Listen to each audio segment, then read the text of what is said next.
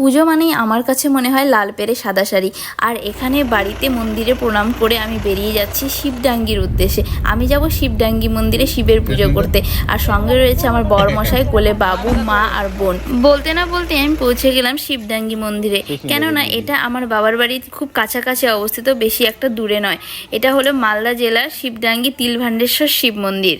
অনেক পুরনো এবং বিখ্যাত একটা মন্দির, সেই পাল রাজাদের সময়কার এই মন্দিরটা দেখেও কিন্তু আন্দাজ করা যায় যে কত বছর পুরনো হতে পারে এই মন্দিরটা, তাই না বন্ধুরা? দেখো মন্দিরের ওপর দিয়ে গাছ হয়ে গেছে, মানে গাছের ভেতরে মন্দির, আর কত বড় গাছ ওপরে। এটা দেখতে সত্যি খুব বিস্ময়কর।